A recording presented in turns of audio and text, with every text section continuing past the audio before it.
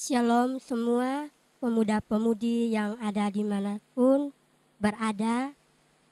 Kita akan sama-sama membaca dan merenungkan firman kebenaran yang terpilih di dalam 2 Timotius pasal 2 ayatnya yang ke-14 hingga ayatnya yang ke-26.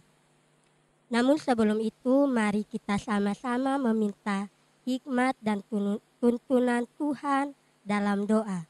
Mari kita berdoa.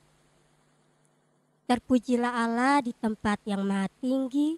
Kami bersyukur Tuhan untuk kasih setia-Mu, untuk kemurahan-Mu Tuhan yang masih Tuhan nyatakan dalam kehidupan kami.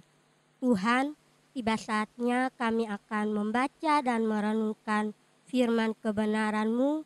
Kiranya karuniakan hikmat-Mu bagi kami semua, agar firman Tuhan yang kami baca saat ini, kami boleh mengertinya sesuai dengan hikmat kebenaran-Mu Tuhan.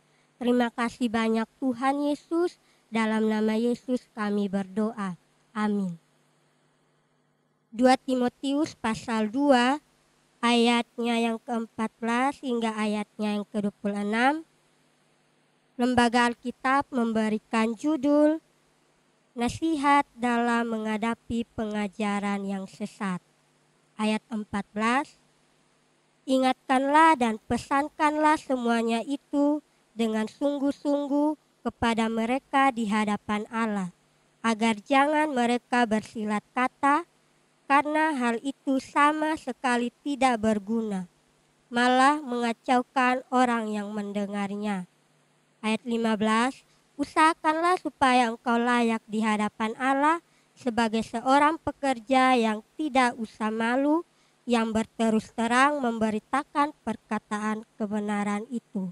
Ayat 16, tetapi hindarilah omongan yang kosong dan yang tak suci, yang hanya menambah kefasikan. Ayat 17, perkataan mereka menjalar seperti penyakit kanker. Di antara mereka termasuk Himeneus dan Filetus. Ayat 18, yang telah menyimpang dari kebenaran dengan mengajarkan bahwa kebangkitan kita telah berlangsung dan dengan demikian merusak iman sebagian orang. Ayat 19, tetapi dasar yang diletakkan Allah itu teguh dan meterainya ialah Tuhan mengenal siapa kepunyaannya, dan siapa orang yang menyebut nama Tuhan hendaklah meninggalkan kejahatan. Ayat 20, dalam rumah yang besar bukan hanya terdapat perabot dari emas dan perak, melainkan juga dari kayu dan tanah, yang pertama dipakai untuk maksud yang mulia, dan yang terakhir untuk maksud yang kurang mulia. Ayat 21, jika seorang menyucikan dirinya dari hal-hal yang jahat, ia akan menjadi perabot rumah untuk maksud yang mulia. Ia dikuduskan, dipandang layak untuk dipakai tuannya, dan disediakan untuk setiap pekerjaan yang mulia. Ayat 22, sebab itu jauhilah nafsu orang muda, kejarlah keadilan, kesetiaan, kasih dan damai bersama-sama dengan mereka yang berseru kepada Tuhan dengan hati yang murni. Ayat 23, hindarilah soal-soal yang dicari-cari, yang bodoh dan tidak layak. Engkau tahu bahwa soal-soal itu menimbulkan pertengkaran. Ayat 24, sedangkan seorang hamba Tuhan tidak boleh bertengkar, tetapi harus ramah terhadap semua orang. Ia harus cakap, mengajar, dan sabar. Dan ayat 25, dan dengan lemah lembut dapat menuntun orang yang suka melawan, sebab mungkin Tuhan memberikan kesempatan kepada mereka untuk bertobat dan memimpin mereka sehingga mereka mengenal kebenaran. Ayat 26, dan dengan demikian mereka menjadi sadar kembali karena terlepas dari jerat iblis yang telah mengikat mereka pada kehendaknya. Demikian pembacaan firman Tuhan yang dikatakan berbahagia adalah orang yang tidak hanya membaca, tetapi memelihara serta merenungkannya dalam kehidupannya setiap hari. Shalom, sahabat-sahabat muda yang dikasihi oleh Tuhan kita Yesus Kristus. Kita ada pada bulan Juli yang ditetapkan oleh Majelis Sinode Gemit bahwa bulan Juli adalah bulan pendidikan Gemit. Oleh karena itu, kita sama-sama belajar tentang iman dan pendidikan. Namun dalam konteks ini, saya mengambil bahwa iman adalah sebagai landasan kehidupan kita sebagai orang percaya kepada Yesus Kristus Tuhan. Sedangkan pendidikan adalah buah atau karakter dari hasil yang kita imani kepada Tuhan kita Yesus Kristus sendiri. Sehingga dalam perenungan firman Tuhan saat ini, kita akan diantarkan dengan sebuah tema, yaitu beriman melalui ilmu pendidikan dengan cara belajar memahami kehendak Tuhan. Sahabat-sahabat muda yang saya kasih dalam nama Tuhan Yesus Kristus, ada seorang muda bersama seorang sahabat karibnya. Dia berusia yang sangat muda sekali. Ya, dikatakan berusia 15 tahun. Ia mempunyai seorang orang tua rohani yang selalu menuntunnya untuk beriman kepada Tuhan. Dan sahabat-sahabat semuanya, ketika pemimpin atau orang tua rohaninya mendapatkan sebuah masalah, tapi masalahnya seperti bukan karena ia melakukan yang jahat, tapi masalahnya adalah pemimpinnya terkena masalah karena ia melakukan yang benar. Oleh karena itu pemimpinnya itu mempercayakan orang muda ini untuk memimpin sebuah jemaat yang ada di suatu kota. Ia bersama dengan sahabatnya itu menerima tanggung jawab itu.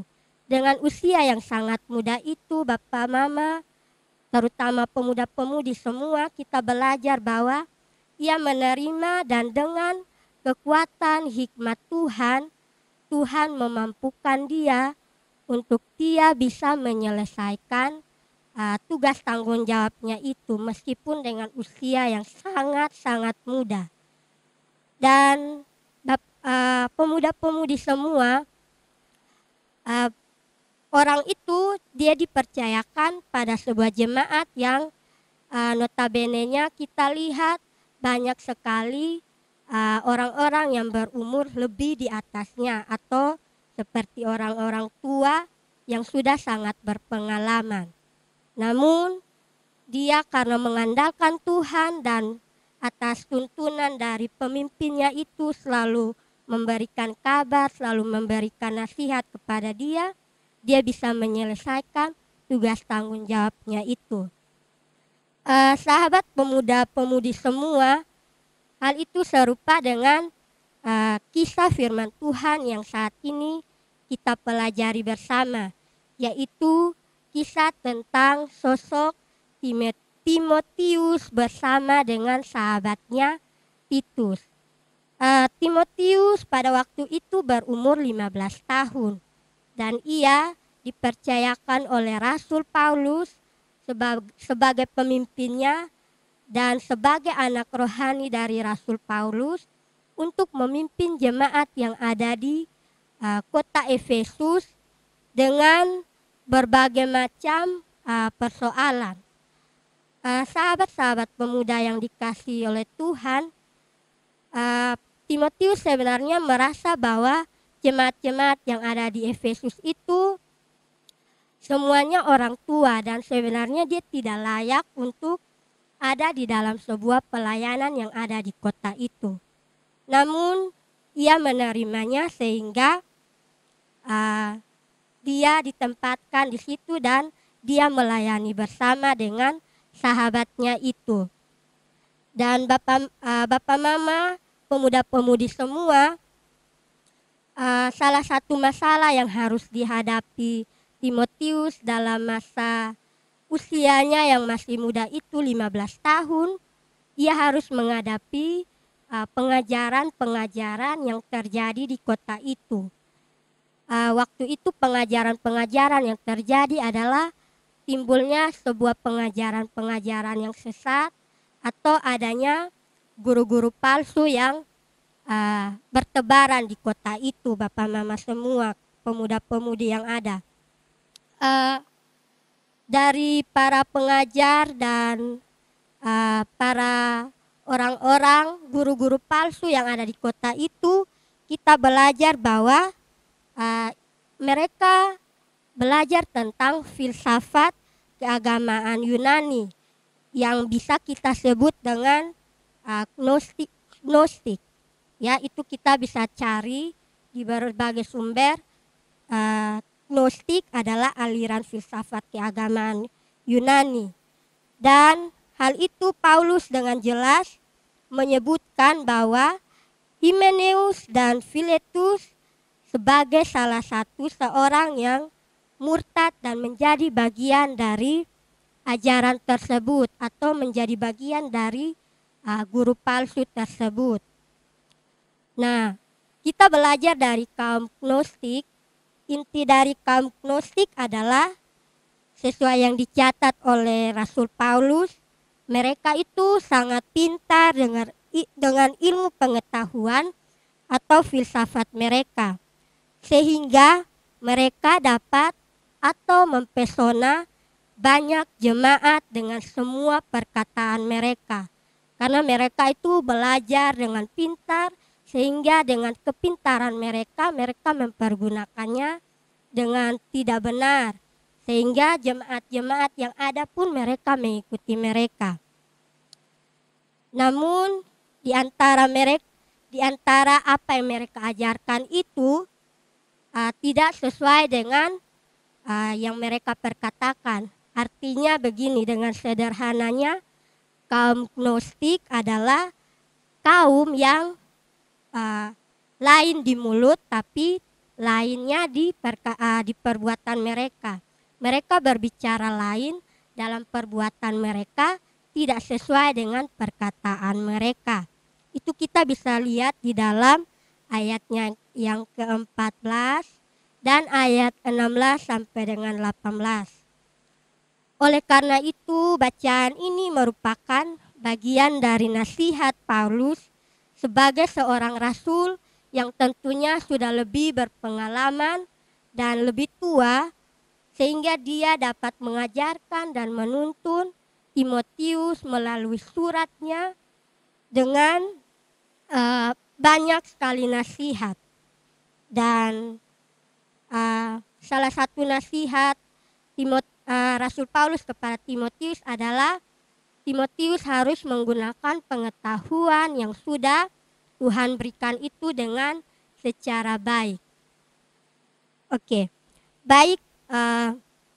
Agar ilmu pengetahuan dan pendidikan sebagai buah dari kita beriman, Rasul Paulus menasihati Timotius, meminta Timotius dan juga kepada saya dan kita semua untuk memperhatikan atau memahami kehendak Tuhan melalui beberapa hal-hal praktis. Yaitu yang pertama yang saya catat di sini adalah kita harus hidup dalam keteladanan. Artinya kita tidak menjadi kaum Gnostik yang kita berkata A, tapi dalam perbuatan kita melakukan Z. Artinya kita harus hidup dalam keteladanan kita, apa yang kita katakan, apa yang kita bicarakan kepada orang lain, apa yang kita ajarkan kepada orang lain, dalam perbuatan kita sendiri harus kita lakukannya sebagai buah keteladanan dari kehidupan kita.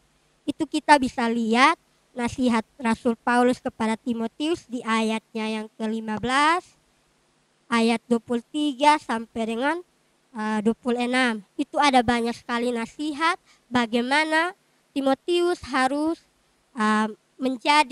memberikan hidupnya untuk menjadi orang yang teladan bagi jemaat.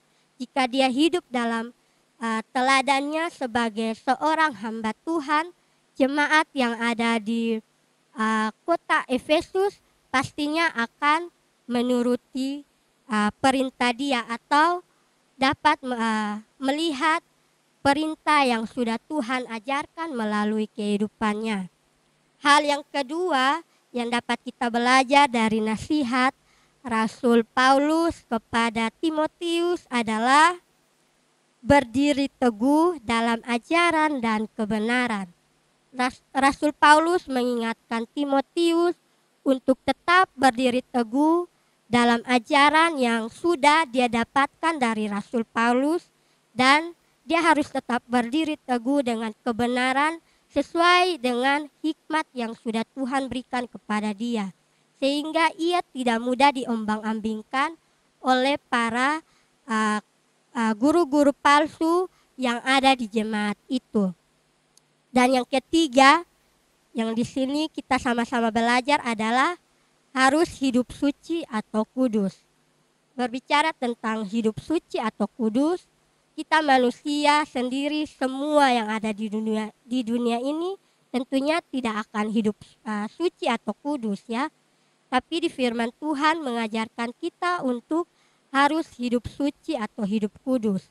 Dengan cara kita manusia yang lemah, yang selalu berbuat dosa, kita harus mengandalkan Tuhan agar Tuhan menguasai kehidupan kita, sehingga dosa yang hari ini kita lakukan, kita tidak lakukannya kembali pada esok hari ataupun hari-hari selanjutnya.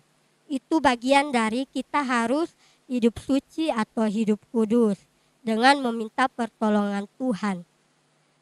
Demikian yang 3 hal nasihat Paulus yang saya coba catat dan saya rangkum, yang Paulus ajarkan kepada anak rohaninya Timotius dan Titus. Di sini kita dapat belajar bahwa tujuan ilmu pengetahuan yang kita peroleh melalui iman kita diajarkan untuk belajar memahami kehendak Tuhan dalam hal-hal praktis yang tadi sudah kita belajar sama-sama, yaitu yang pertama adalah hidup dalam keteladanan, kita berdiri teguh dalam ajaran dan kebenaran, dan yang ketiga kita harus hidup suci dan kudus sesuai dengan kehendak Tuhan. Nah, jika kita melakukan itu, Bapak, Mama, pemuda-pemudi semua, kita dapat berkenan kepada Tuhan dan kita menjadi pelayan Tuhan yang sesuai dengan kehendak Tuhan. Dengan itu kita dapat mempraktikkan bahwa iman yang sudah Tuhan berikan kepada kita, iman yang kita percaya bahwa Yesus Kristus adalah Tuhan kita mempraktikannya dalam kehidupan kita melalui ilmu pendidikan yang kita gunakan dengan baik untuk menjadi berkat bagi semua orang. Amin. Kiranya Tuhan Yesus dengan Roh Kudus-Nya menolong dan memampukan kita untuk lebih lagi mengerti firman Tuhan saat ini, dan lebih lagi kita dimampukan untuk melakukan firman Tuhan saat ini. Baik Bapak Mama semua, pemuda-pemudi semua, mari kita sama-sama menghadap Tuhan dalam doa. Mari kita berdoa. Bapa kami yang di surga, kami mengucap syukur untuk firman kebenaran-Mu yang Engkau perdengarkan bagi kami saat ini. Kami diajarkan untuk kami beriman melalui karakter dari kehidupan kami di bulan pendidikan ini. Kami diajarkan Tuhan untuk kami bisa mempergunakan ilmu pengetahuan yang sudah kami peroleh dengan sebaik-baiknya. Tolonglah kami Tuhan untuk kami dapat belajar sesuai dengan Rasul Paulus yang telah menasihati anak rohaninya Timotius untuk menjadi teladan, berdiri teguh dan hidup suci dan kudus di hadapan hadirat-Mu Tuhan. Kami adalah manusia lemah yang berdosa, yang setiap saat dan waktu kami menyimpang dari kehendak-Mu Tuhan. Oleh karena itu, tuntunlah kami agar kami dapat berjalan sesuai dengan kehendak-Mu Tuhan, sehingga kami dapat berkenan kepadamu Tuhan. Inilah doa dan sembahyang kami, dalam nama Yesus kami berdoa. Amin.